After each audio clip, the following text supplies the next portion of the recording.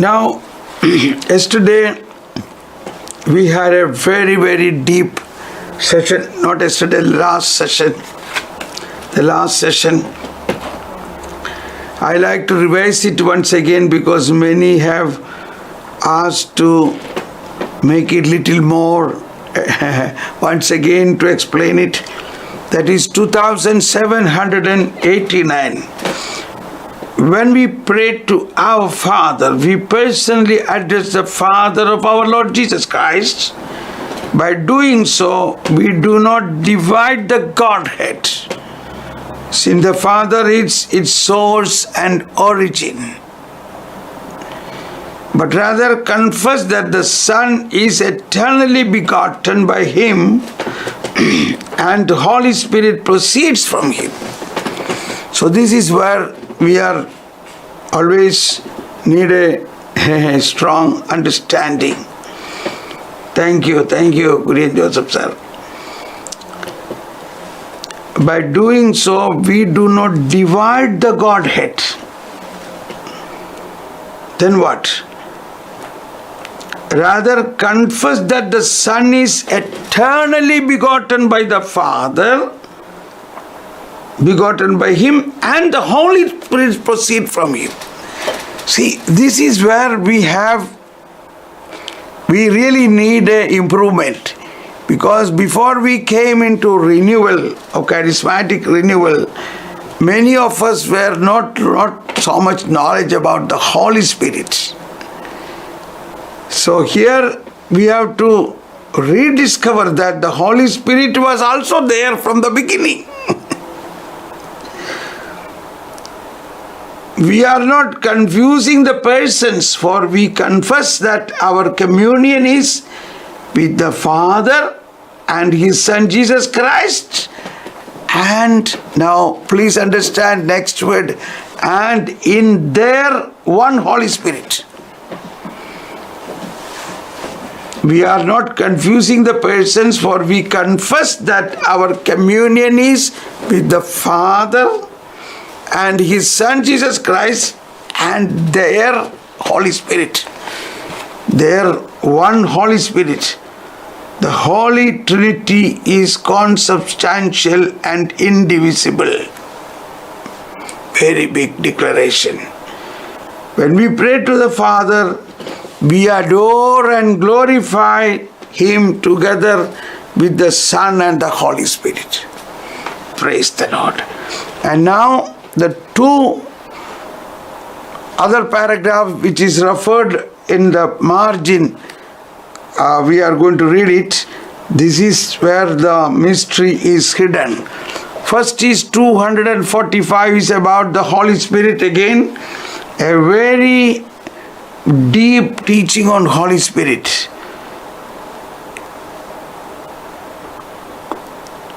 Okay.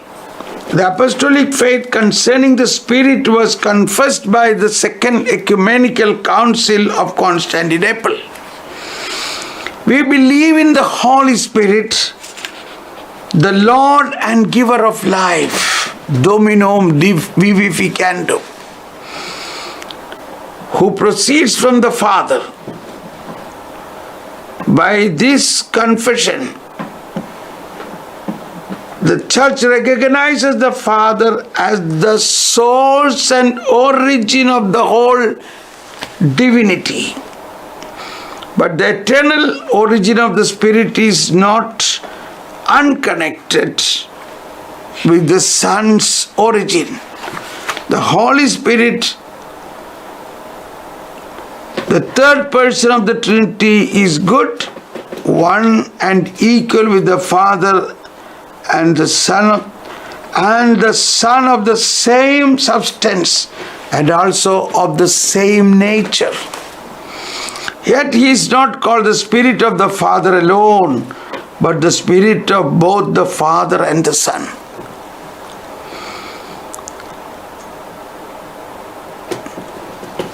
The creed of the Church from the Council of Constantinople confess with the Father and the Son He is worshipped and glorified. With the Father and the Son He is worshipped and glorified. And next is 253. Here is the dogma of the Blessed Trinity, 253. Dogma of the Holy Trinity. The Trinity is one. Trinity is one. We do not confess three gods, but one God in three persons. The consubstantial Trinity. The divine person do not share the one divinity among themselves, but each of them is God, whole and entire. Each of them is God. Each of them. And they are together is one God. But each of them is also full, whole and entire God.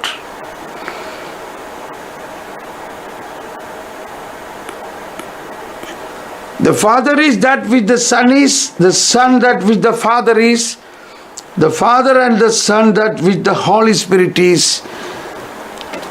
By nature, one God in the words of the Fourth Lateran Council. Each of the persons is that supreme reality, vice versa, the divine substance, essence or nature. Each of the person is that supreme reality.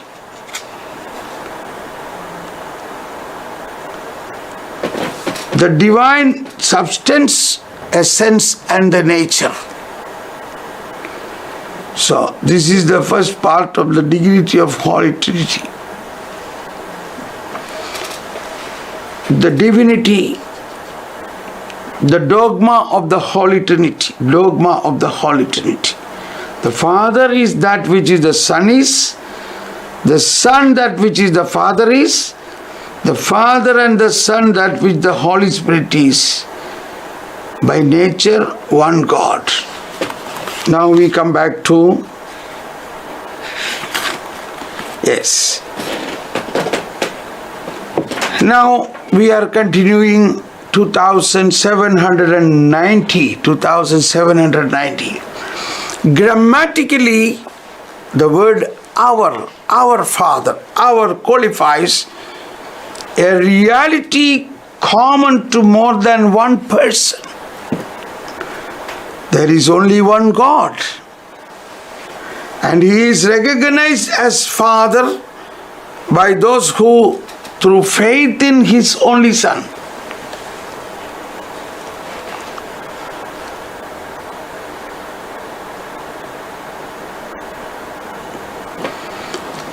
there is only one God, and He is recognized as the Father by those who, through faith in His only Son, are reborn of Him by water and the Spirit. So, reborn of Him by water and the Spirit is meaning those who are baptized, and in fact this is the word which Jesus said to Nicodemus, John chapter 3, 5. That Jesus said to Nicodemus, unless you are born, John 3:5.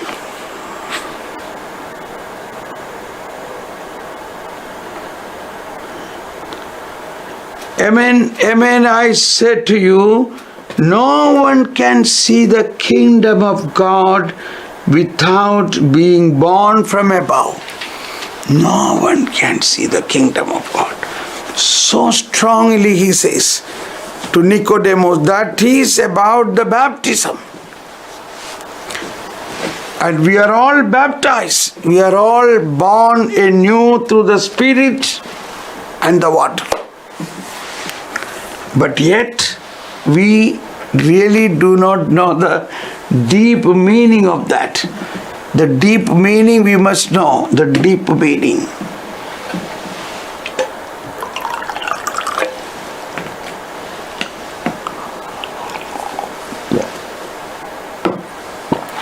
Messiah coming.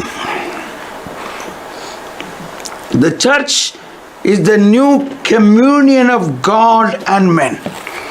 So this is a very important understanding. It was not there before Christ. Only through Christ this is possible. The church is the new communion of God and men. God and man.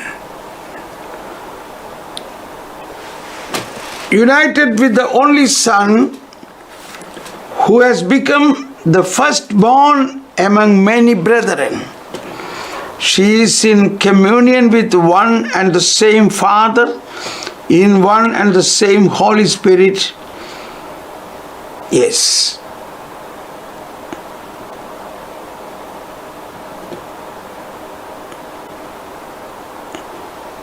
In praying Our Father, each of the baptized is praying to this communion.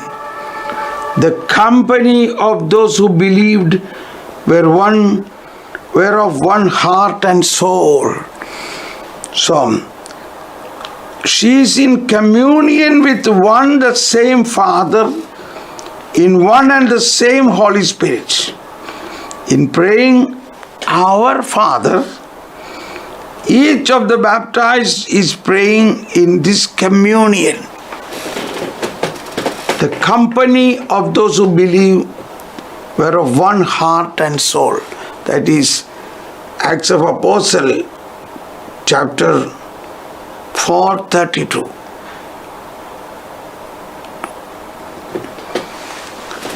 Now we come to 2791. Now things are much easier. For this reason, in spite of the divisions among Christians, this prayer to Our Father remains our common patrimony and an urgent summons for all the baptized. Yes, all the baptized. In communion by faith in Christ and by baptism, they ought to join in Jesus' prayer for the unity of His disciples. So, it is a very good prayer to have a unity.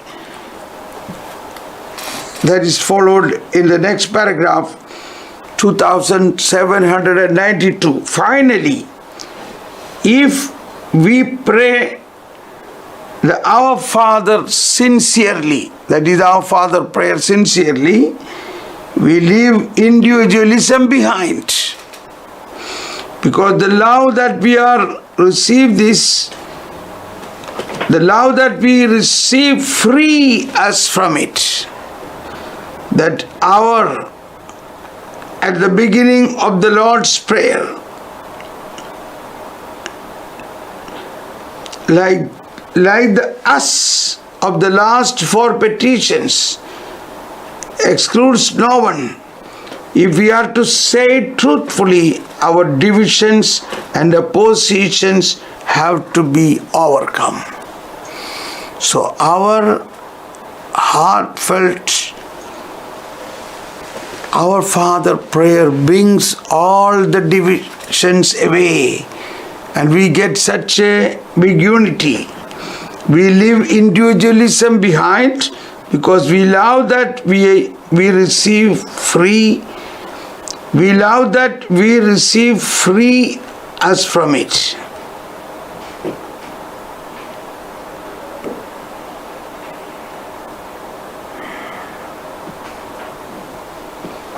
Because the love that we receive free us from it. The hour at the beginning of the Lord's Prayer, like the us at the last four petitions, excludes no one. Now 2793. The baptized cannot pray to Our Father without bringing before Him all those for whom He gave His beloved Son. The baptized cannot pray to our Father without bringing before Him all those for whom He gave His beloved Son. That means without bringing all the baptized together, one aspect. God's love has no boundaries. Neither should our prayer. Praying our Father opens to us dimensions of His love, far and wide. Dimensions of His love revealed in Christ.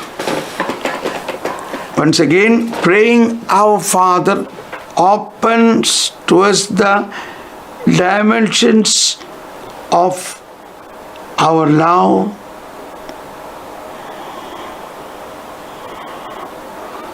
dimensions of His love revealed in Christ.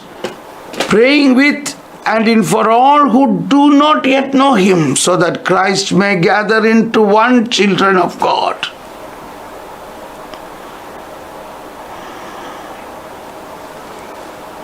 We can say many people who are not yet become Christians, still our prayer will help them to become Christians. In this Our Father prayer, they also receive blessing. God's care for all men and for the whole creation has inspired all that great practitioners of prayer. It should extend our prayer to the full breadth of love whenever we dare to say our Father. So we normally think we are Catholic, we are Christians, this prayer is for us. No, it is not so. Praying our Father opens to us dimensions of His love revealed in Christ. Praying with and for all who do not yet know Him. But they do not know Him. But still we have to pray for them.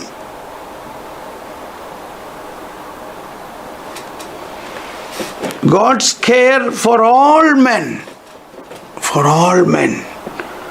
the whole of creation has inspired all that great practitioners of prayer. So this comes to a universal dimension, our Father in heaven.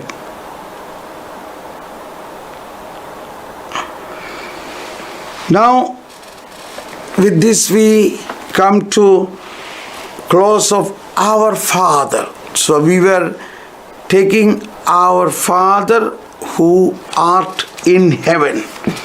Now the last part of or who art in heaven. Who art in heaven. Let us praise and thank God. Thank you, Jesus. Praise you, Jesus. I want to introduce Magno. Last day I requested Magno Meneses from Goa to sing that popular old song. We are going to sing it now. Glory to the Trinity.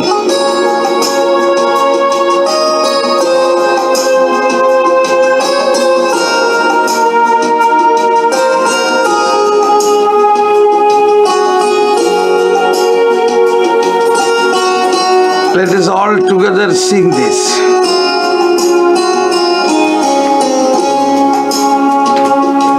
Sing praises to the Living God. glory, hallelujah. Remember the living God, glory, hallelujah. Though sun and moon may pass away, His word will ever stay. His power is forever known. Glory, hallelujah. Glory to the Trinity. The undivided unity. The Father, Son, and Spirit.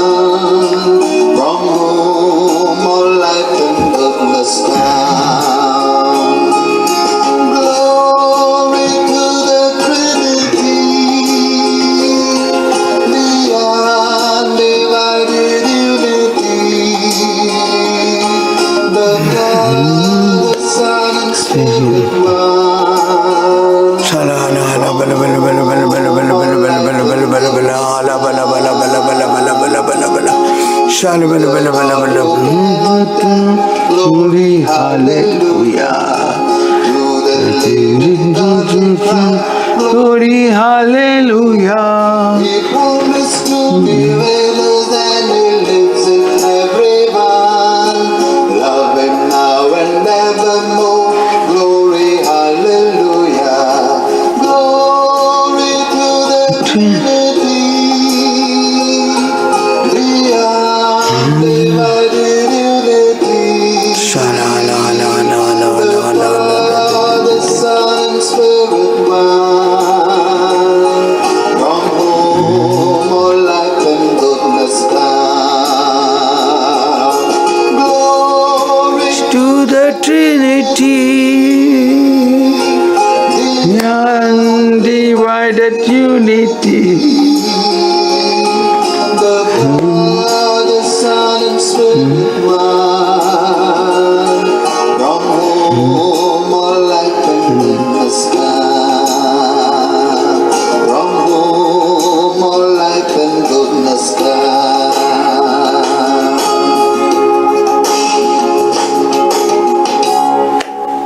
Thank you, thank you. So, as we already heard, when we say our Father, we are already worshipping the Father, Son, and Holy Spirit. Yes. Now we are coming to the important part of this preface. Our Father who art in heaven. What is the meaning who art in heaven? Paragraph 2794. The biblical expression does not mean a place or a space, but a way of being. It does not mean that God is in distance, but majestic. Yes. Our Father is not elsewhere. He transcends everything.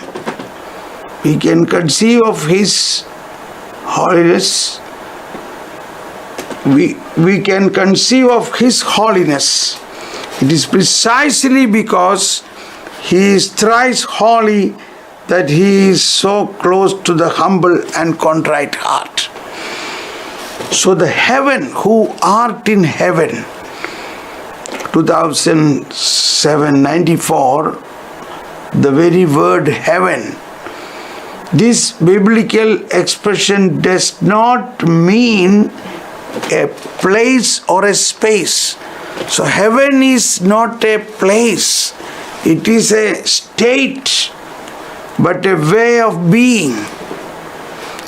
It does not mean that God is distant but majestic. This is not my saying, it is the teaching of the Holy Catholic Church. And in paragraph 1084, it will be read in the next session. Maybe we can read it now.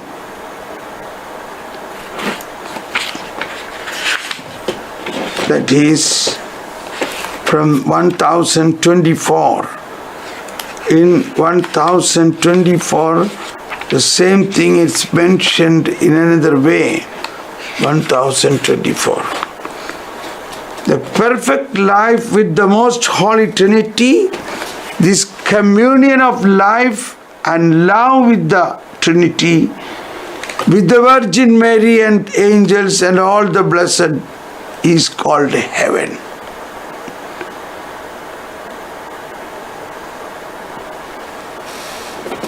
Heaven is the ultimate end and fulfillment of the deepest human longings, the state of supreme definitive happiness. Supreme happiness. It is a state. See, it's very clearly mentioned here. It is not a place, it is a state of perfect happiness. Okay, so the biblical, once again I read that, this is very important. Whenever we say our Father, we must think that Father is not above the clouds. He is right within us. When we pray, Our Father, we are worshipping the Trinity. Glory to the Trinity. We are worshipping the Trinity.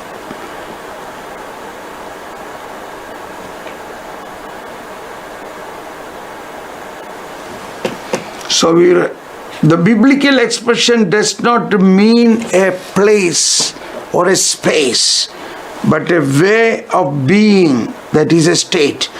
It does not mean that God is distant, but majestic. Our Father is not elsewhere. He transcends everything we can conceive of His holiness. He transcends everything we can conceive of His holiness. It is precisely because He is thrice holy that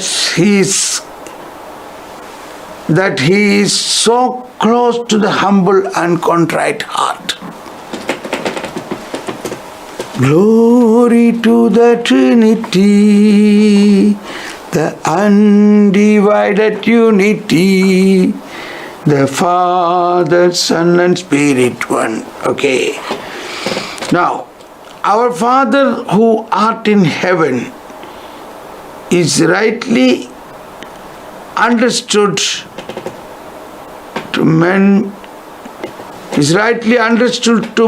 that God is in the hearts of the just, as in the holy temple. At the same time, it means that those who pray should desire the one they invoke to dwell in them. Once again, this is from St. Augustine, a teaching from St. Augustine. Our Father who art in heaven.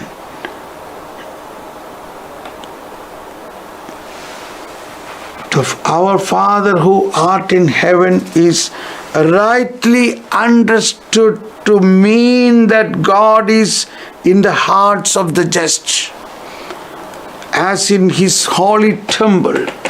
At the same time, it means that those who pray should desire the one they invoke to dwell in them. Praise the Lord. Praise the Lord.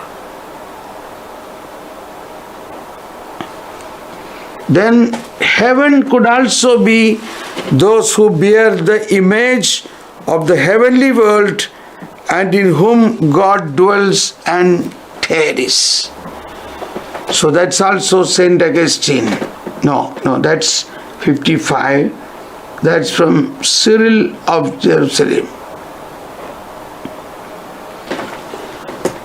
Yeah, so in the nutshell, a very important conviction we need, although we raise our hands and pray our Father prayer, we must believe the most important understanding is that Father dwells in our heart.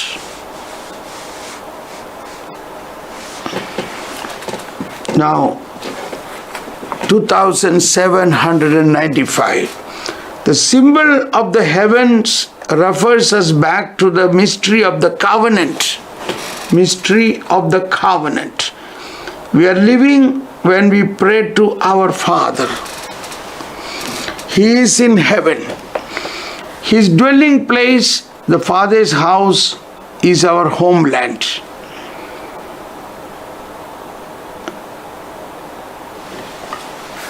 He is in heaven. His dwelling place, the Father's house, is in our homeland.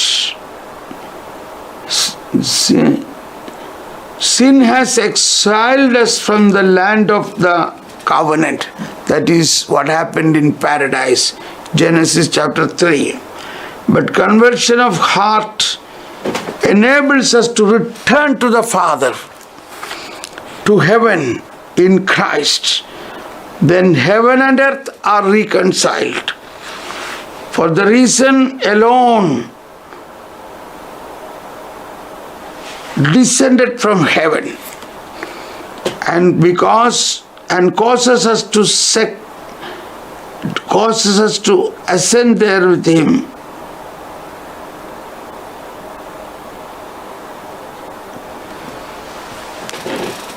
Once again, in Christ, then heaven and earth are reconciled. Paragraph 58, Isaiah 45:8, Psalm 85:12, John, I think that too.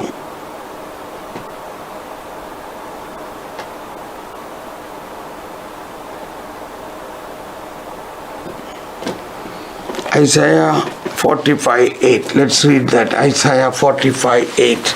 Let's read that. Isaiah 45:8.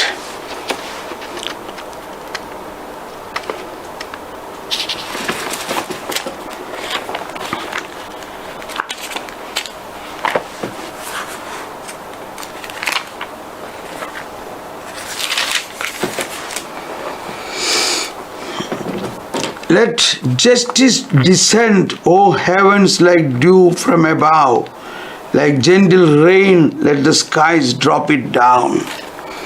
Let the earth open and salvation bud forth. Let justice also spring up.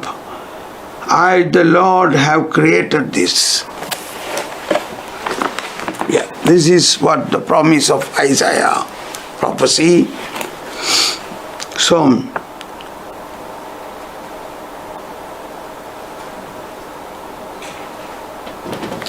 in Christ, then heaven and earth are reconciled, for the Son alone descended from heaven and causes us to ascend there with Him.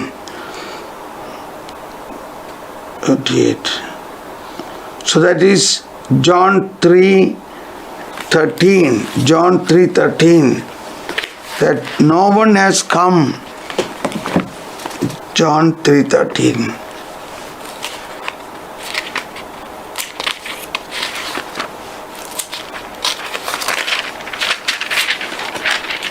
John 3:13.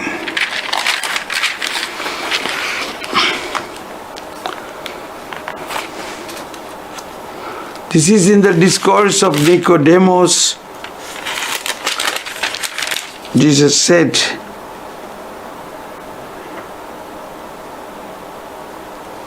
no one has gone up to heaven except the one who has come down from heaven, the Son of Man. The Son of Man. So, He is the one who testifies about heaven. And 12:32. John 12:32.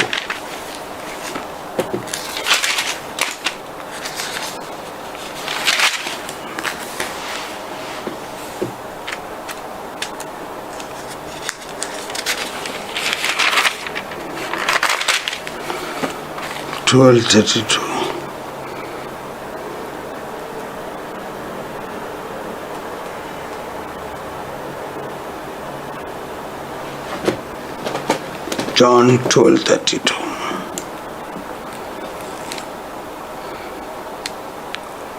For the Son alone descended from heaven and causes us to ascend there with Him by the cross, resurrection and ascension.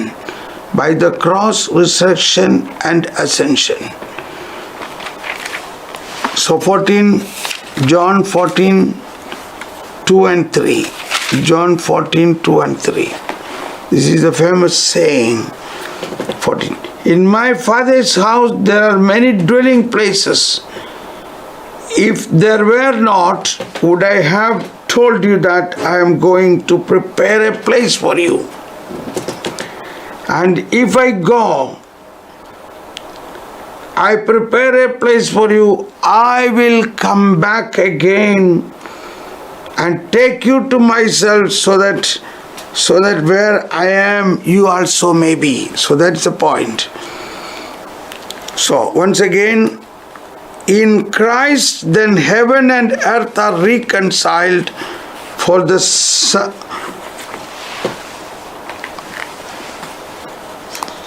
Son alone descend from heaven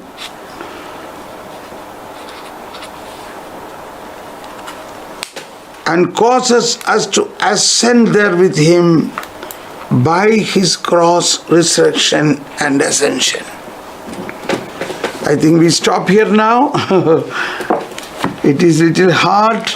Let us try to pray our Father prayer in this understanding. Our Father. When we pray our Father, believe that we are adoring the Trinity. And second thing is, believe that heaven is not a place or a space, it is a state of the most holy Trinity dwelling in us. Yeah. So we are concluding now, praying our Father. Everybody make this prayer slowly, believing in this. Our Father, adoring the most holy Trinity. Heaven, our Father who art in heaven. That means our Father dwelling in our heaven.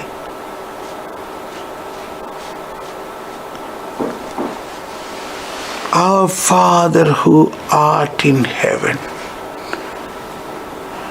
hallowed be thy name. Thy kingdom come. Thy will be done on earth as it is in heaven. Give us today our daily bread.